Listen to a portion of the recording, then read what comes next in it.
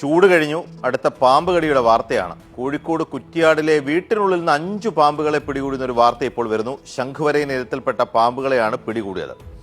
കുട്ടികൾ കിടന്നുറങ്ങിയ കിടക്കയിലാണ് വിഷപ്പാമ്പിനെ കണ്ടത്.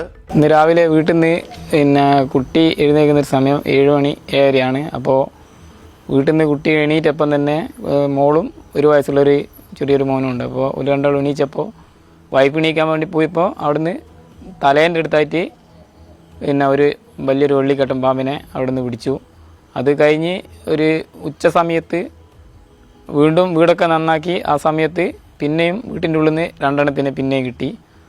അതിന് ശേഷം പിന്നെ വീട്ടിൽ രാത്രിയായി ഒരു 7:30-8 മണീൻ്റെ ഉള്ളിൽ വീട്ടിൽ നിന്ന് ബാത്റൂമിൽ പോകേണ്ടിയിട്ട് അകത്തുള്ള ബാത്റൂമിലേക്ക് പോകുമ്പോൾ അവിടുന്ന് വീണ്ടും ഒന്നിനെ കിട്ടി. അതിന് ശേഷം റൂമെല്ലാം ഒന്ന് അരിച്ചു പെറുക്കാൻ വേണ്ടി എല്ലാം ക്ലിയർ ചെയ്ത് അപ്പം പിന്നെയും വീണ്ടും ഒന്നിനെ കിട്ടി. അങ്ങനെ വീട്ടിൽ നിന്ന് 5 എണ്ണത്തിനെയാണ് ഇപ്പം വെള്ളിക്കെട്ടനെ കിട്ടിയത്. വലിയ ഗൗരവമുള്ള വാർത്തയാണ്. രമേശിന്റെ 2 മക്കൾ കിടന്നിറങ്ങിയ റൂമിൽ നിന്നാണ് രാവിലെ ഈ പാമ്പിനെ കണ്ടെത്തുന്നത്. തലയണയ്ക്ക് തൊട്ടടിയിലായിരുന്നു പാമ്പിനെ കണ്ടെത്തിയത്. കുറ്റ്യാടി മുണ്ടക്കുറ്റിയിലെ മീത്തിലെ കാപ്പുമ്മൽ രമേശിന്റെ വീട്ടിലാണ്. 1 വയസ്സുള്ള മകനും 8 വയസ്സുള്ള മകളുമാണ് ഈ മുറിയിൽ കിടന്നുറങ്ങിയിരുന്നത്. വീട്ടിൽ 6 പേരാണുള്ളത്. രമേശിനും ഭാര്യയും 2 മക്കളും പ്രായമായിട്ടുള്ള അച്ഛനും അമ്മയും. ഇവര് 3 റൂമുകളിലായിട്ടാണ് കിടക്കാറുള്ളത്. അതിൽ കുട്ടികൾ കിടന്ന റൂമിലാണ് ആദ്യം പാമ്പിനെ കാണുന്നത്. തലയണക്കടിയിൽ രാവിലെ കാണുകയായിരുന്നു. പിന്നീട് ബാത്റൂമിന്റെ അകത്തു നിന്ന് ഒരു പാമ്പിനെ കണ്ടെത്തി. വീട്ടിന്റെ മറ്റൊരു മുറിയിൽ നിന്നും ഒരു പാമ്പിനെ കണ്ടെത്തി.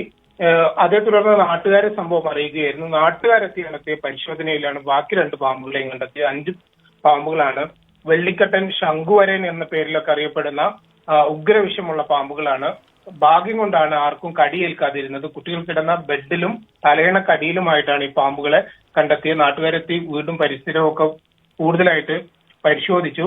അങ്ങനെയാണ് ബാക്കി പാമ്പുകളെ കണ്ടെത്തിയത്. ഏതായാലും ഈ പാമ്പുകളെ വീട് എന്ന് പറയുന്നത് നല്ല അടച്ചുറപ്പുള്ള വീടാണ്. വീടിന്റെ ഫ്ലോറിംഗ് ഒക്കെ ടൈൽ ചെയ്ത ഫ്ലോറിംഗ് ആണ്. ചുവരെല്ലാം നല്ല രീതിയിൽ പോളിഷ് ചെയ്തിട്ടുള്ള വീടാണ്. അത്തരം വീടിനകത്ത് തന്നെ ഇത്ര അധികം പാമ്പുകളെ കണ്ടെത്തിയതിനെ തുടർന്ന് വനംവകുപ്പിന്റെ ഉദ്യോഗസ്ഥരും അതുപോലെ തന്നെ ആരോഗ്യവകുപ്പിന്റെ ഉദ്യോഗസ്ഥരൊക്കെ വീട്ടിലെത്തി പരിശോധന നടത്തിയിട്ടുണ്ട്.